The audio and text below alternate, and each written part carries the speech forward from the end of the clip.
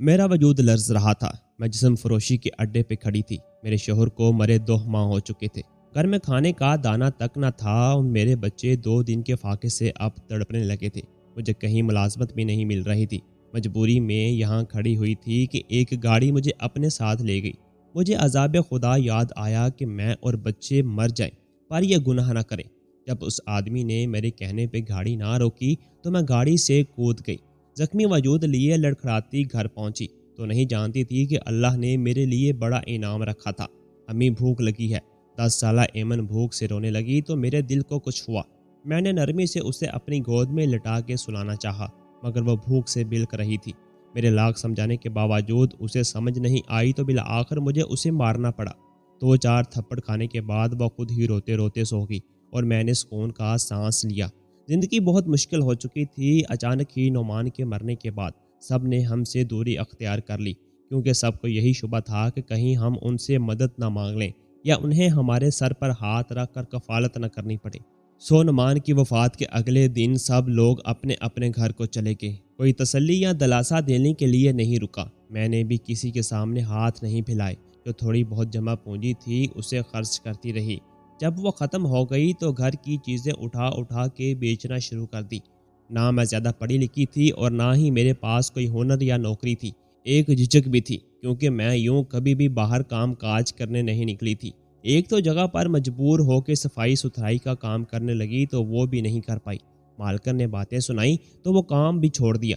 زندگی عجیب و غریب ڈگر پر چل رہی تھی۔ دیکھو تو ارد گرد ڈھیروں کام موجود تھے اور جب کرنے لگتی تو کچھ بھی نہ ہوتا۔ بالآخر جب انتہا ہو گئی تو ایک روز میں کام کا عزم کر کے گھر سے نکل کر کھڑی ہوئی تو میں نے ایک پارلر کا رخ کیا تاکہ وہاں صفائی یا جو بھی کام ملے وہ کر سکوں۔ پارلر کی مالک نے مجھے غور سے اوپر سے لے کر نیچے تک دیکھا اور پوچھا کیا کام کر لوگی تم؟ میں نے جلدی سے اس بات میں سر ہلایا تو وہ افسوس سے بولی افسوس مجھے تمہیں یہاں کام کے لیے نہیں رکھ سکتی۔ مجھے جوان لڑکیاں چاہیے جو پھرتی سے کام کر سکیں، خوبصورت چہرے ہوں۔ میں اس کی بات پہ حیران تو بہت ہوئی مگر اپنی حیرانی چھپاتے ہوئے بولی میری عمر بھی زیادہ نہیں 26 سال ہے پر شادی جلدی ہو گئی تھی۔ پارلر والی بڑے انداز سے مسکرا کے بولی ہاں یہی تو کہہ رہی ہوں، تمہاری عمر کام کرنے کی نہیں ہے جو یہ بچیاں کرتی ہیں، بلکہ تم سمجھدار ہو، کسی بڑے کام میں ہاتھ ڈالو۔ ایسا ہی بچوں کو بھوکا مارو گی کیا؟ میں اس کی بات کا مطلب نہیں سمجھ پائی تو جلدی سے پوچھا آپ کیا کہہ رہی ہیں؟ ذرا کھل کے بتائیں مجھے کیا کرنا چاہیے، لیکن اتنا یاد رکھیں کام میں 1 روپیہ بھی نہیں ہے لگانے کے لیے۔ وہ ہنسی اور بولی جانی زیادہ خود کو پریشان نہ کرو، ایسے ہی جھریاں آ جائیں گی چہرے پر۔ یہاں پارلر کے علاوہ ایک اور کاروبار میں چلاتی ہوں، میں بھوک مٹانے کا۔ اب تو شاید سمجھ گئی ہوگی، کہو تو تمہارا نام بھی لکھ لوں اپنے پاس۔ یاد رکھنا معاوضے کے بعد گاہک اگر زیادہ خوش ہوا تو کچھ بھی دے سکتا ہے۔ اس عورت کی بات سن کر میرا منہ ایک دم سے سرخ ہو گیا۔ جب بولنے لگی تو آواز کانپ رہی تھی آپ نے مجھے ایسا سمجھ رکھا ہے کیا؟ میرا شوہر اس دنیا میں نہیں ہے، عزت سے میں کمانے نکلی ہوں اور آپ مجھے حلال کی بجائے حرام کا راستہ دکھا رہی ہیں۔ مجھ سے بولا بھی نہیں جا رہا تھا لیکن جیسے تیسے کر کے میں نے اپنی بات مکمل کی تو وہ لڑکی کھل کے مسکرائی اور بولی شروع میں سب یہی کہتی ہیں لیکن ایک بات یاد رکھو، کہیں پہ بھی کام کرو گی تو کوئی نہ کوئی تمہارا فائدہ ضرور اٹھائے گا، تو بہتر نہیں کہ اپنا فائدہ خود اٹھاؤ اور کماؤ۔ خیر میں نے ایک راہ دکھائی ہے، باقی تم اپنی مرضی کی مالک ہو، کام کرنا یا نہ کرنا تمہاری مرضی ہے۔ کام کرنا ہوا تو آ جانا، یہاں پر تمہارا راز ہی رہے گا۔ باقی یہ کہہ کر وہ ایک فون سننے میں مصروف ہو گئی۔ تناؤ سے بری میں پارلر سے باہر نکل آئی۔ میرا پورا جسم ہولے ہولے کانپ رہا تھا۔ گھر کے راستے میں جاتے ہوئے مسلسل اس عورت کو برا بلا کہہ رہی تھی لیکن یہ نہیں جانتی تھی کہ ٹھیک 3 دن بعد میں اس کے سامنے کھڑی یہی کام کرنے کے لیے رضامند ہوں گی۔ گھر پہنچی تو محلے سے کھانا مانگ کر بچوں کو کھلا دیا، خود پیٹ بھر کے پانی پی لیا اور لیٹ گئی۔ دماغ میں عجیب سا زلزلہ چل رہا تھا کہ کیسے پالوں بچوں کو۔ وہ دن تو جیسے تیسے گزر گیا۔ جب اگلے دن ایمن کی ناک سے خون نکلنے لگا، اسے لے کر میں سرکاری ہسپتال گئی تو ڈاکٹر نے مجھے بہت ڈانٹا کہ بچوں کو کچھ کھلاتی پلاتی نہیں ہو گیا، یہ کمزوری کی وجہ سے ہے، اسے کچھ کھلاؤ پلاؤ۔ اور جو دوائیاں انہوں نے مجھے لکھ کر دی تھیں ان کو خریدنے کے لیے بھی پیسے نہ تھے تو کہاں سے لاتی؟ میں نے تہیہ کر لیا کہ کام کرنا ہی ہے، سو ایمن کو چپکے سے گھر واپس لے آئی اور ایک اسکول میں بطور آیا کے چلی گئی۔ اگر پرنسپل نے صاف الفاظ میں کہہ دیا کہ وہ تنخواہ مہینے کے آخر میں دے گی بلکہ اس سے بھی پہلے میرا کام دیکھے گی۔ اگر تو پسند آیا پھر ہی وہ مجھے کام پر رکھے گی۔ میں نے پرنسپل سے اپنی بیٹی کے متعلق کہا کہ وہ بیمار ہے، اس کے لیے مجھے دوائی خریدنی ہے، تو وہ نخوت سے بولی، بی بی تو ہم کیا کر سکتے ہیں؟ تم جیسی کہانیاں یہاں ہم روز سنتے ہیں۔ محنت سے اپنا کام کرو اور تنخواہ لو۔ مجھے اس وقت اپنا آپ بہت ہی بے بس محسوس ہوا کہ میں اپنی بیٹی کو دعا تو کیا، ایک ٹک کی روٹی بھی نہیں کھلا پا رہی ہوں۔ بغیر کچھ کہے میں وہاں سے نکل آئی۔ صحن بہت بوجھل تھا، میں بے دہانی میں چلتی جا رہی تھی۔ جب حواسوں کی دنیا میں واپس آئی تو دیکھا کہ میں اسی پارلر کے سامنے کھڑی تھی۔ اس کے اندر جانے کا فیصلہ میں نے چند ہی لمحوں میں کیا تھا۔ اندر جاتے ہی پارلر کی مالکن نے مجھے مسکرا کے دیکھا اور کہا، جلدی واپس آ گئی ہو؟ میں خاموش رہی تو وہ مجھے غور سے دیکھتے ہوئے بولی، بتاؤ کتنے پیسے چاہیے؟ میں نے حیرانی سے پوچھا تو وہ مسکرا کے بولی، بتاؤ کتنے پیسے چاہیے تمہیں؟ اس وقت اگر تم آئی ہو تو کوئی نہ کوئی مجبوری ہوگی جو تمہیں اتنی جلدی واپس لے آئی ہو، اور وہ مجبوری یقیناً پیسوں سے جڑی ہے، تو یہاں بھی پیسے لینے ہی آئی ہو، تو بتاؤ کتنے پیسے دوں؟ مجھے اس کی بات پہ یقین نہیں آ رہا تھا کیونکہ وہ بالکل سچ بات کہہ رہی تھی، لیکن کام کے بعد میں نے ہچکچاتے ہوئے کہنا چاہا تو وہ خود ہی بول پڑی، یہ تنخواہ کام کے بعد دینے کا رواج شریف لوگوں میں ہے، مگر ہم جیسے گنہگار پہلے مدد کرتے ہیں پھر کام لیتے ہیں۔ جتنے چاہیے بتا دو، میں ابھی دے دیتی ہوں۔ بے اختیار میری آنکھوں سے پانی بہنے لگا، جسے میں نے جلدی سے اپنے دوپٹے کے پلو سے پونچھ ڈالا۔ بس اتنا دے دو کہ میں گھر کچھ پکا سکوں، بہت دنوں سے کچھ بھی نہیں کھایا۔ اس عورت نے افسوس سے مجھے دیکھا اور فون پر کسی کو کھانا لانے کو بولا۔ کچھ ہی دیر میں کھانا آیا تو میرے سامنے رکھتے ہوئے بولی، کم از کم یہ تو بتا دیتی کہ بھوکی ہو۔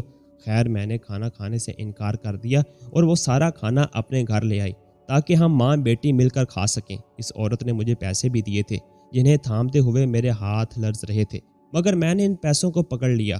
میرے مولا، کاش باقی دنیا بھی ایسی ہوتی تو ہم بدکاری والے کام کرنے پر مجبور کیوں ہوتے۔ خیر گھر آ کر ہم دونوں ماں بیٹی نے پیٹ بھر کر کھانا کھایا، جو پچ گیا تو شام کے لیے رکھ دیا۔ کھانا کھانے کے بعد مجھے افسوس ہونے لگا کہ میں اس عورت کی مدد نہیں لے سکتی تھی، ہو سکتا ہے مجھے کہیں کام مل ہی جاتا۔ بہت ہی عجیب و غریب سی سوچیں میرے دماغ میں چل رہی تھیں۔ میں رات کو سونے کے لیے لیٹی تو دل عجیب و غریب سے انداز میں دھڑک رہا تھا، جیسے کچھ بہت برا ہونے والا ہے۔ ایسے ہی حالات اس وقت تھے جب نعمان ہمیں چھوڑ کر اس دنیا سے جانے والا تھا۔ وہ ٹرک چلاتا تھا، بڑے بڑے ٹرک جن میں پھل فروٹ اور اس طرح کی چیزیں ایک جگہ سے دوسری جگہ لے جایا جاتی تھی۔ وہ میرے ہی خاندان کا تھا، تو ہم دونوں کی شادی ہوگی۔ شادی کے شروع کے دن تو بہت اچھے گزرے، لیکن اس کے بعد سے عجیب و غریب واقعات ہونے لگے۔ اکثر ہی نعمان کو دیکھ کر مجھے احساس ہوتا کہ جیسے وہ کچھ چھپا رہا ہے، کوئی راز یا کوئی بات ایسی ہے جو اندر ہی اندر اسے کھا رہی ہے۔ میں نے کئی مرتبہ پوچھا بھی، نعمان کیا بات ہے، کیوں پریشان لگ رہے ہو؟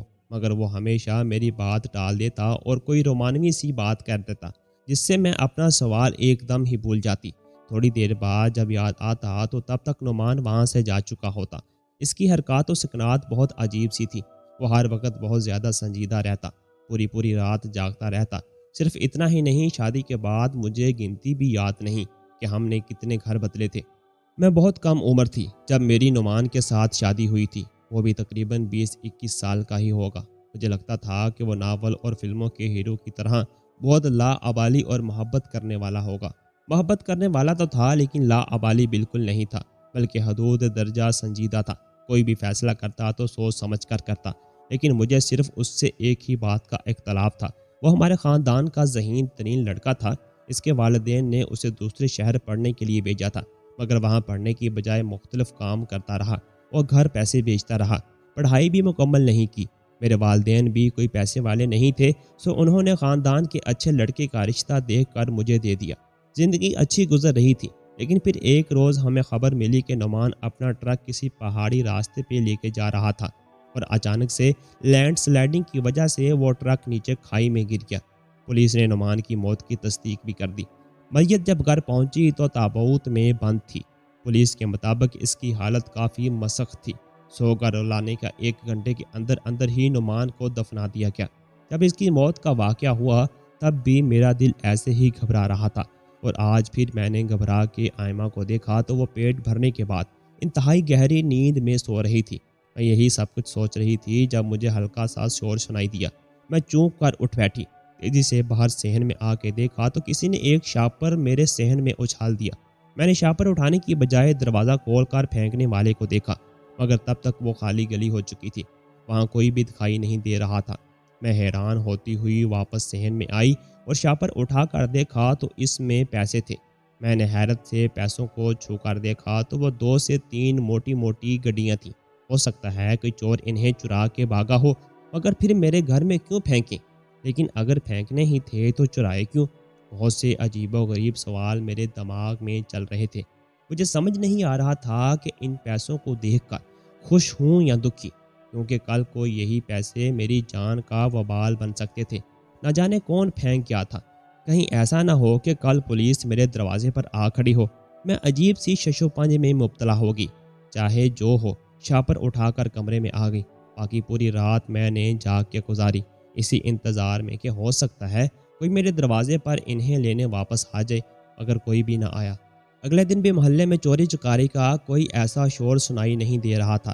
میں 2-3 دن تک تو انتظار کرتی رہی کہ ہو سکتا ہے کوئی آ جائے، مگر جب کوئی نہ آیا تو میں نے وہ پیسے تھانے میں دے دیے، کیونکہ میں نہیں چاہتی تھی کہ کل کو یہی نوٹ ہم دونوں ماں بیٹی کے لیے جان کا وبال بن جائے۔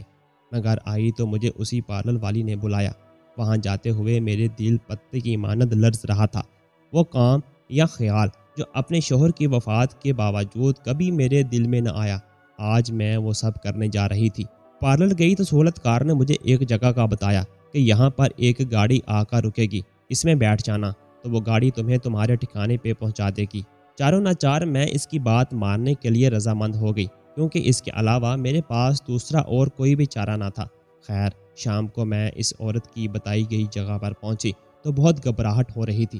میں نے اپنی بچی کو محلے میں کسی کے گھر پہ چھوڑ دیا۔ کافی دیر گاڑی کا انتظار کرنے کے بعد میرے سامنے کھڑی ایک عالی شان گاڑی آئی۔ جب میں اس میں بیٹھی تو اے سی کی ٹھنڈک میرے اندر تک اتری ہوئی محسوس ہوئی۔ ابھی گاڑی آدھے راستے تک ہی گئی تھی کہ اچانک گاڑی کا ٹائر پنچر ہو گیا اور پھر ایک فائر کی آواز سنائی دی۔ میں نے ڈر کے نیچے ہونے لگی تو ایک آدمی نے مجھے گاڑی سے کھینچ کر نہ صرف نکالا بلکہ دھکا دیتے ہوئے اپنی کوچ میں بٹھا کے وہاں سے لے گیا۔ میں اس کے سامنے ہاتھ جوڑ کے معافیاں مانگ رہی تھی، اگر وہ آگے بیٹھا بس خاموشی سے گاڑی چلانے میں مگن تھا۔ دیکھو تم کون ہو، مجھے چھوڑ دو، میں نے کچھ بھی نہیں کیا ہے۔ اور نہ جانے اس طرح کے کتنے جملے میں نے 15 منٹ کے مختصر سے وقفے میں کہے، مگر اس آدمی پر مطلق اثر نہ ہوا، ہوتا جیسے کانوں میں سیسا ڈال رکھا ہو۔ مسلسل گاڑی چلانے میں مگن تھا، میری بات کا اس پر ذرا بھی اثر نہیں ہو رہا تھا۔ میں بھی جب بول بول کے تھک گئی تو خاموش ہو کے بیٹھ گئی کہ دیکھتی ہوں کہاں لے کے جاتا ہے۔ مجھے زندگی نے کون سا نیا امتحان میرے لیے تیار کر رکھا ہے۔ کچھ ہی دیر میں گاڑی ایک گھنے جنگل میں پہنچ گئی۔ وہاں لے جا کر اس آدمی نے مجھے خود سے باہر نکالا اور میرے ہاتھ ایک درخت کے ساتھ باندھ دیے۔ اس نے اپنا چہرہ اچھی طرح ڈھانپا ہوا تھا۔ میرے ہاتھ باندھنے کے بعد اس نے پستول کی نالی میری کن پٹی پہ رکھی، مگر اس سے پہلے میں وہاں ایک اور آدمی آ گیا۔ اس نے بھی پہلے والے کی طرح اپنا سارا منہ چھپایا ہوا تھا۔ کیا کر رہا ہے تو؟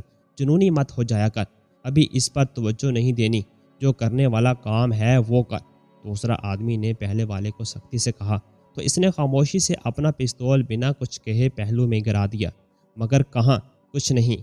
پھر وہ دونوں ایک طرف چل دیے جہاں سے میں ان کی کوئی بھی آواز نہیں سن پا رہی تھی، لیکن انہیں دیکھ کر احساس ضرور ہو رہا تھا کہ دوسرا پہلے والے کو ڈانٹ رہا تھا، جبکہ پہلے والا میری جان لینا چاہتا تھا اور دوسرا مسلسل اسے ڈانٹنے کے ساتھ ساتھ سمجھانے کی بھی کوشش کر رہا تھا۔ کافی دیر بعد وہ دونوں واپس آئے اور دوسرے نے سپاٹ لہجے میں مجھ سے پوچھا، اس کالی گاڑی میں تم کیا کر رہی تھی؟ تم اس کی کیا لگتی ہو؟ اس دوران پہلا شخص خاموشی سے میری بات سن رہا تھا۔ میں نے ٹوٹے پھوٹے لہجے میں کہا، میں نہیں جانتی اسے، مجھے تو اس کا نام بھی نہیں معلوم۔ پھر اس کی گاڑی میں اتنے ٹھاٹ پھاٹ سے تمہیں کہاں لے جایا جا رہا تھا؟ اب کی مرتبہ پہلا شخص بولا تو ایک لمحے کو مجھے عجیب سا احساس ہوا، مگر میں نے اپنی سوچ کو نفی کرتے ہوئے کہا، مجھے نہیں معلوم وہ مجھے کہاں لے جا رہے تھے، پر تم اس کی گاڑی میں بھی بیٹھی تھی اور یہ تک نہیں جانتی کہ وہ کہاں لے کے جا رہا تھا؟ پہلے شخص نے انتہائی غصے سے پوچھا، یہاں تک کہ میں کام کی، وہ مجھے پیسے چاہیے تھے اور میری بیٹی کئی دن سے بھوکے ہیں، کام ہی نہیں کوئی دیتا، اس لیے ایک عورت نے مجھے اس کی گاڑی میں بھیجا تھا۔ ڈرتے ڈرتے میں نے ساری بات بتائی تو وہ دونوں ایک دم سے ہی خاموش ہو گئے۔ اور وہ پیسے جو ہمایوں شفیق نے تمہارے گھر بھیجے تھے وہ تم نے کیوں واپس پولیس کو دے دیے؟ انہیں کرتی استعمال؟ میری آنکھیں حیرت سے پھٹی کی پھٹی رہ گئیں، یہ سوچ کر کہ آخر انہیں اس بات کا علم کیسے ہوا۔ مجھے اب لگ رہا تھا کہ جیسے وہ دونوں شخص میرے ہی پیچھے تھے، انہیں ہمایوں شفیق سے کچھ بھی لینا دینا نہیں تھا، یا پھر وہ ہمایوں شفیق کی وجہ سے میری مخبری کر رہے تھے۔ میں کشمکش کا شکار ہو چکی تھی۔ میری خاموشی پر وہ سختی سے بولے، ہم تمہیں مارنے میں ایک لمحہ بھی نہیں لگائیں گے، تو جو کچھ پوچھا جا رہا ہے صرف اس کا جواب دو، ورنہ خاموش تو تم مر کے بھی ہو سکتی ہو۔ میں نے جلدی سے کہا، وہ پیسے؟ لفظی سوال کا جواب میں نے سابقہ لہجے میں دیتے ہوئے کہا، بلکہ مجھے تو یہ بھی نہیں پتا تھا کہ وہ پیسے کس نے دیے تھے۔ اس رات کے اندھیرے میں کسی نے اچانک ہی وہ شاپر میرے گھر کے صحن میں اچھال دیا۔ میں نے جا کر دیکھا تو اس میں 3 نوٹوں کی گڈیاں تھیں۔ میں پوری رات انتظار کرتی رہی کہ شاید ان پیسوں کا مالک انہیں واپس لینے آ جائے، مگر کوئی بھی نہ آیا۔ پھر میں نے وہ تھانے میں دے دیے، کیونکہ مجھے ڈر تھا کہ کسی مصیبت میں نہ پھنس جاؤں۔ ایسے ہی میں اور میری بچی بڑی مشکل زندگی گزار رہے ہیں۔ شوہر کہاں ہے تمہارا؟ ایک نے سوال کیا۔ میں نے بتایا وہ مر چکا ہے۔ پھر انہوں نے مجھ سے وہ پوری کہانی پوچھی کہ کیسے پارلر والی نے مجھے اس کام کے لیے رضامند کیا۔ میں جو کچھ وہ پوچھتے گئے انہیں بتاتی چلی گئی۔ بچی کہاں ہے تمہاری؟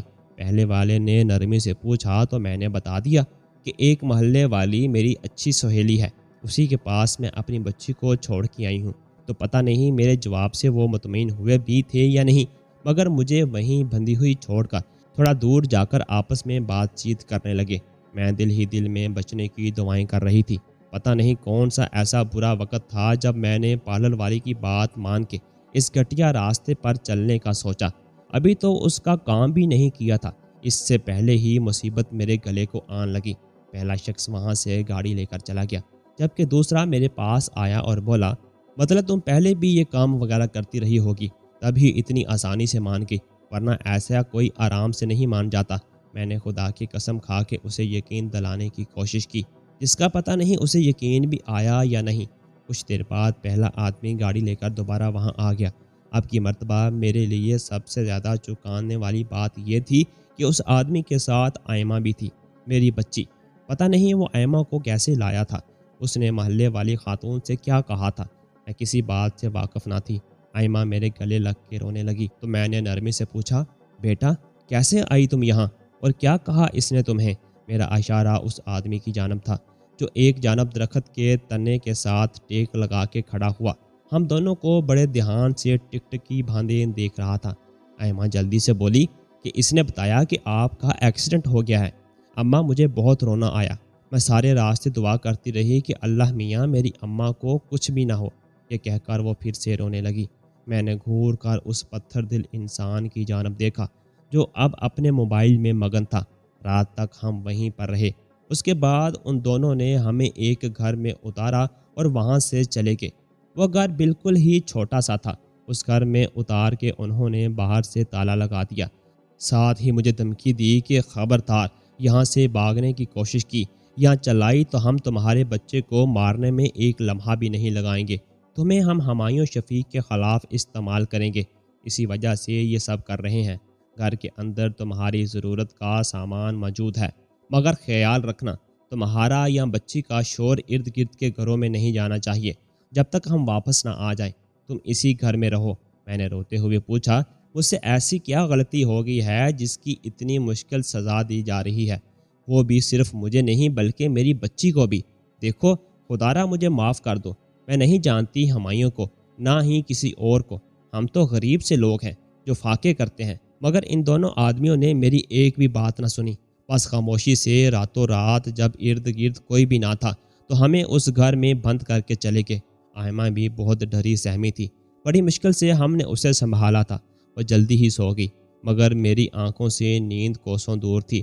مجھے رہ رہ کر بھی یہی خیال آ رہا تھا کہ آخر کون لوگ ہیں یہ، جب کہ میں انہیں پوری بات سچ بتا چکی تھی، پھر بھی انہوں نے مجھے کیوں قید کیا، مجھے اور میری بیٹی کو یہاں پہ بند کیوں کیا؟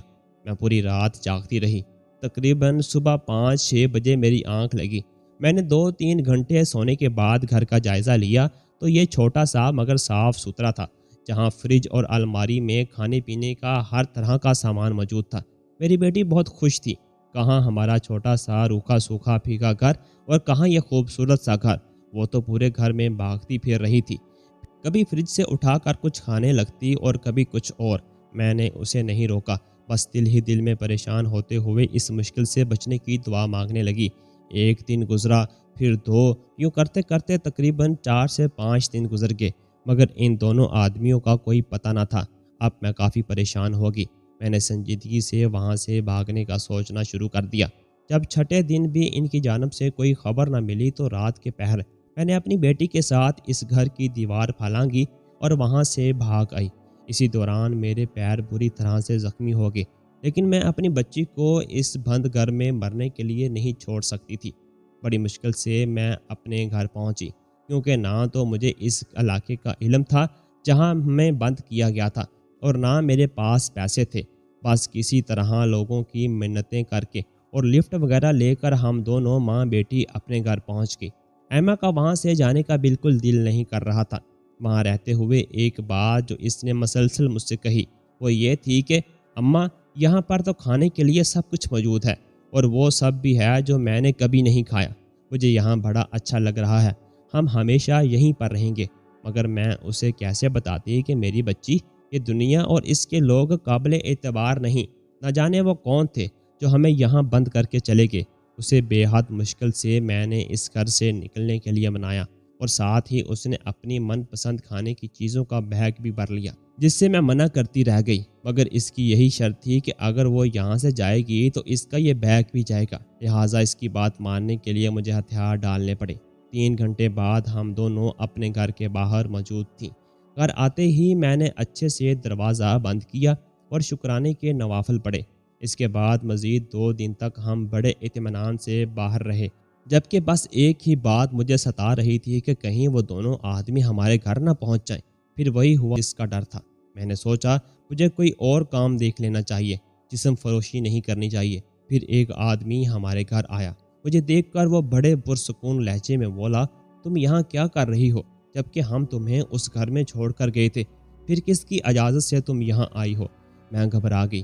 खौफ के मारे मैंने घर का दरवाज़ा बंद करना चाहा, मगर वो शख्स दरवाजे के दरमियान किसी दीवार की तरह खड़ा था। इसने मुझे दरवाज़ा बंद नहीं करने दिया और सपाट लहजे में बोला, मुझे तुम्हारी मदद की ज़रूरत है। मैंने हैरत से पूछा, कैसे मदद की? मैं कंगाल हूँ, मैं तुम लोगों की क्या मदद कर सकती हूँ? खुदा का नाम है, मुझे छोड़ दो। मैं पहले ही बहुत मजबूर और दुखों की मारी हूँ। मुझे मेरे हाल पे छोड़ दो, मैं तुम्हारी कोई मदद करने से कासिर हूँ। इस शख्स ने एक चेक मेरे सामने किया, जिस पर एक बड़ी रकम लिखी हुई थी। ये क्या है? मैंने चौंक कर पूछा, तो वो हल्के लहजे में बोला, कहो तो अंदर बैठ के बात कर सकते हैं। मगर मैंने साफ इनकार कर दिया कि जो भी बात करनी है यहीं पर खड़े होकर करो। मेरे घर के अंदर मैं तुम्हें नहीं आने दे सकती, और यही हम दोनों के लिए बेहतर है। बेशक मेरे पास खाने को कुछ हो या ना हो, मगर मेरे पास इज्जत ज़रूर है जो मैं गंवाना नहीं चाहती। वो मुस्कुराते हुए बोला, तुम्हारी ये बात सुन के अच्छा लगा, मगर ये जो चेक मैंने तुम्हें दिया है ये इस इज्जत के बदले है। क्या मतलब? मैंने इस्तफहामिया लहजे में पूछा, तो वो इर्द गिर्द देखते हुए बोला, हमें एक आदमी का कुछ सामान चाहिए, चुराना नहीं है, बस इसकी थोड़ी सी मालूमात चाहिए। और फलां दिन इस आदमी के घर पार्टी है, जहां इसने अपनी पार्टी में शराब व कबाब का इंतज़ाम किया है। इसकी पार्टी में लड़की वही पार्लर वाली बेच रहा हूँ, तो तुम इसके पास जाओ और उससे कहो कि तुम ही वहाँ जाओगी। वहाँ जाकर तुम्हें बस इसका ध्यान भटकाना है, बाकी का काम हमारा है, सिर्फ आधा घंटा लगेगा। यह कहकर उसने एक लंबा गहरा सांस लिया। तो मैंने चेक एक झटके से इसके हाथ पर वापस फेंक दिया और कहा, मैं ये सब नहीं करती हूँ, वहाँ जाओ जो ये सब करने पर राज़ी हों। मगर हुमायूं शफीक की गाड़ी से तो तुम ही मिली थी, तो गालबन इसी काम के लिए इसके घर जा रही थी, इस आदमी ने तंग कर कहा। तो मैंने अपनी ज़िंदगी के इस भयानक फैसले पर एक लम्हे के लिए पछताया। मैंने नफ़ी में सर हिलाया और कहा, ऐसा बिल्कुल नहीं, तुमने जो समझना है समझो, मैं तुम्हारे ये काम नहीं करूँगी। वो आदमी मैंने खेज निगाहों से चेक की जानब देखते हुए बोला, एक मरतबा इस पर लिखी हुई रकम तो देख लो, तुम और तुम्हारी औलाद सारी ज़िंदगी बैठ के इस पैसे से खा सकती हो। अगर तुम इनकार कर रही हो, बेशक इसके बाद ये काम छोड़ देना या जारी रखना, तुम्हारी मर्जी। مگر صرف ایک مرتبہ اس رقم کی خاطر ہمارا کام کر دو، باقی کی عمر تو سہولت سے رہ سکو گی، در در کام کی بھیک مانگنے میں بھی نہیں جانا پڑے گا۔ اس آدمی کی باتیں سن کر مجھے لگ رہا تھا جیسے یہی ایک موقع ہے میری زندگی کا، تو سمجھ ہے ہرگز نہیں گنوانا چاہیے، لیکن ضمیر بار بار ملامت کر رہا تھا کہ ایک مرتبہ غلطی کر چکی ہو، دوسری مرتبہ اس غلطی کو مت دہرا۔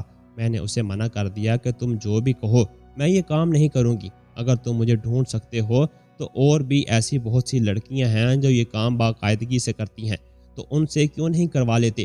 تمہیں میں ہی کیوں چاہیے ہوں؟ ایک لمحے کے لیے مجھے اس آدمی کے تاثرات پر مسکرانے کا شبہ دکھائی دیا، مگر اگلے ہی پل وہ کندھے اچکا کر بوڑھنے لگا تو پیچھے سے آئمہ آگے بولی، انکل آپ وہی ہونا جو ہمیں کھانے سے بھرے ہوئے گھر میں لے کے گئے تھے؟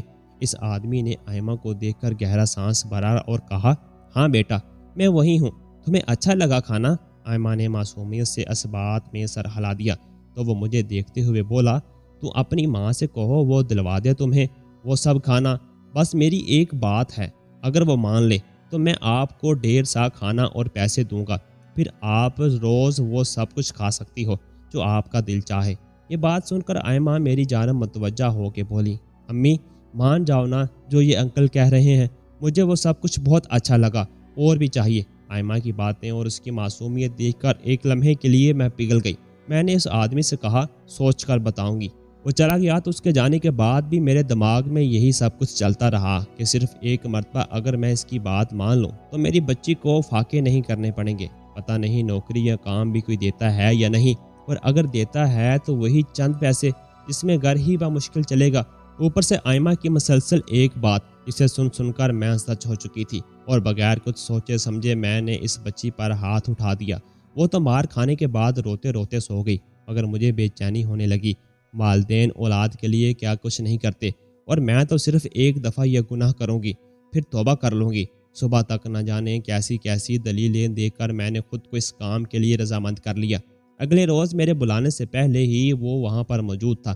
بغیر کچھ کہے میں نے اس سے سپاٹ لہجے میں کہا، مجھے وہ چیک دو، باقی جب بھی کام کرنا ہو بتا دینا، میں آ جاؤں گی۔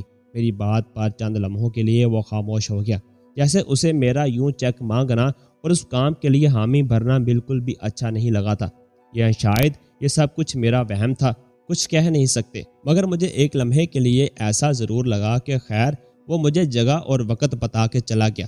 اس کے جانے کے بعد وہ کاغذ کا ہلکا پھلکا سا چیک مجھے منوں کا بوجھ لگ رہا تھا، مگر میں یہ سب کچھ صرف اپنی اولاد کے لیے کرنے پر تیار ہوئی تھی۔ وہ نئی غلطی کے بعد دوبارہ ایسا کبھی بھی نہ سوچتی۔ پہلی مرتبہ بھی خدا نے مجھے بچا لیا تھا، مگر اب شاید مجھے کوئی بھی بچانے نہ آئے۔ میں اپنے پیروں پر خود ہی کلہاڑی مار چکی تھی۔ ٹھیک 2 دن کے بعد اس آدمی کی بتائی ہوئی جگہ پر پہنچ گئی۔ اس نے پہلے کپڑے مجھے بھجوا دیے تھے۔ میں وہ کپڑے پہن کر اپنی بیٹی سے گلے مل کر گھر سے نکل آئی۔ میرا رونے کا دل چاہ رہا تھا، مگر میں نے خود پر جبر کیا رکھا۔ جب یہ سب کرنے جا رہی تھی پھر رونا کس بات کا؟ اس آدمی کی بتائی گئی جگہ پر پہنچ گئی۔ کافی دیر انتظار کے بعد گاڑی آئی تو میرا دل چاہا اس گاڑی سے بیٹھنے سے منع کر دوں۔ میری حالت کافی خراب ہو رہی تھی، حالانکہ یہ کیفیت تب نہیں ہوتی تھی جب اس پارلر والی کے کہنے پر برا کام کرنے جا رہی تھی۔ پھر اب جب اپنی اولاد کے لیے کرنے لگی تو ایسا لگ رہا تھا جیسے میں کچھ کھونے والی ہوں۔ اگر میں چلی گئی تو عزت کے ساتھ ساتھ میرا سب کچھ چلا جائے گا، لیکن میں اپنا دل مار کے گاڑی میں بیٹھ گئی۔ گاڑی کی رفتار بہت آہستہ تھی، جیسے وہ منزل پر پہنچنا ہی نہیں چاہتی ہو۔ میں ابھی خاموشی سے بیٹھی رہی۔ اچانک سے مجھے خیال آیا کہ میرا رزق طے کرنے والا وہ شخص کون ہوتا ہے؟ مجھے رزق اللہ نے دینا ہے، میں اس کی بندی ہوں، اس آدمی کی نہیں۔ اگر بات نہ مانی تو کھانا نہیں ملے گا، اور وہ ہوتا کون ہے طے کرنے والا کہ میری بچی کیا کھائے پیے گی، وہ کیسے رہے گی؟ نہیں، میں اپنی اولاد کو بھوکا تو مار سکتی ہوں، مگر اپنی حرام کی کمائی اس کے منہ میں نہیں جانے دوں گی۔ ایک لمحے میں میرا دل بدل گیا، مجھے خوف خدا نے آ گھیرا۔ بغیر کوئی وقت ضائع کیے میں نے جلدی سے ڈرائیور کو گاڑی روکنے کا کہا، مگر اس نے انکار کر دیا تو ایسا نہیں کرے گا۔ اسے حکم ملا ہے کہ گاڑی کو اس کے اصل ٹھکانے پر لے جا کر روکا جائے گا، سو میری کسی قسم کی بات نہیں مان سکتا۔ میرا دل بہت تیزی سے دھڑکنے لگا۔ اگر میں وہاں پہنچ جاتی تو یوں لگ رہا تھا جیسے سب کچھ برباد ہو جائے گا۔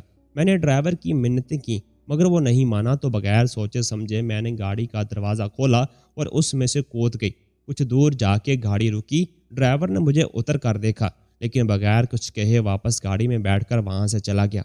क्योंकि गाड़ी की रफ्तार ज़्यादा नहीं थी तो मुझे भी इतनी चोट नहीं लगी।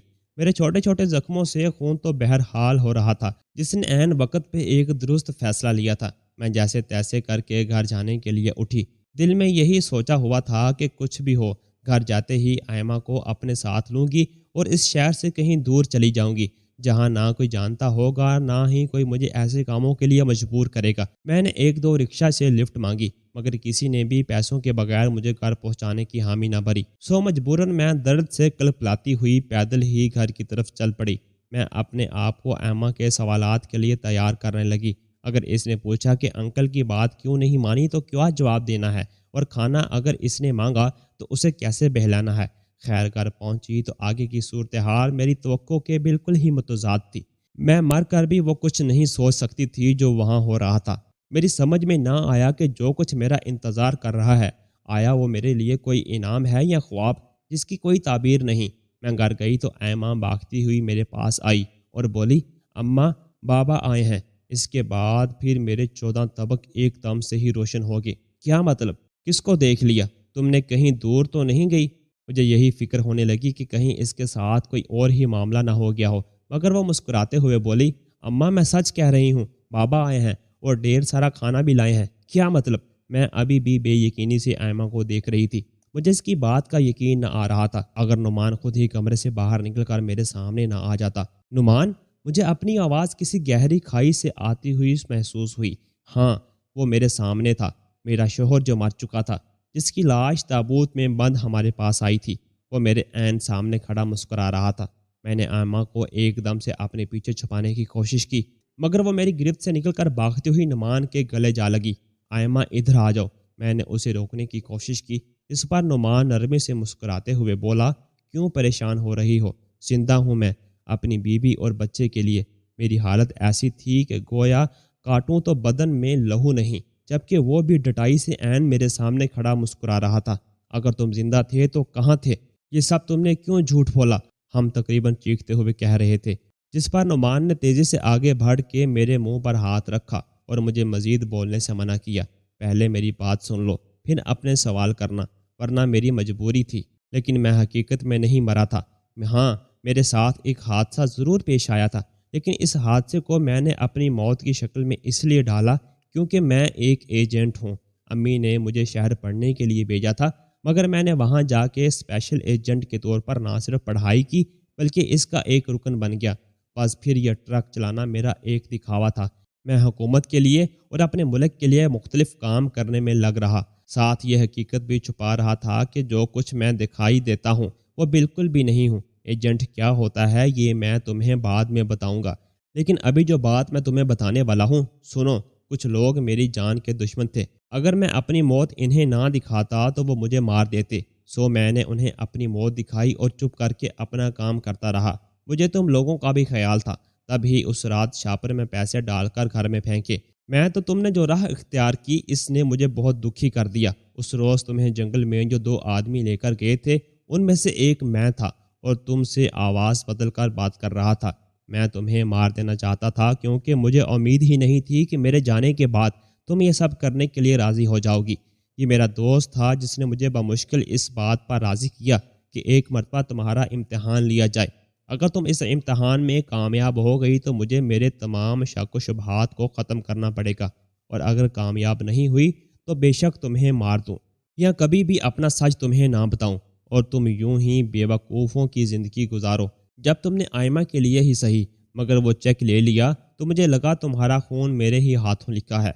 मैं जो तुम दोनों से मिलने के लिए तड़प रहा था, फिर सारा जोश एकदम मांद पड़ गया। लेकिन जब तुम गाड़ी से कूदी तो तुमने अपना फैसले की नफ़ी की, तो मुझे तुम पे फ़ख्र है। और आज मैं अपनी तमाम तर मोहब्बत और अपने सच के साथ तुम दोनों के सामने खड़ा हूँ। मैंने वो नौकरी छोड़ दी है और अब हम लोग ये शहर भी छोड़ देंगे, ताकि मेरे अमाल का कफ़ारा तुम दोनों जानों को ना मुक्त ना पड़े। दोस्तों, अगर वीडियो पसंद आई हो तो वीडियो को लाइक और चैनल को सब्सक्राइब लाजमी कर दें। अल्लाह हाफिज़।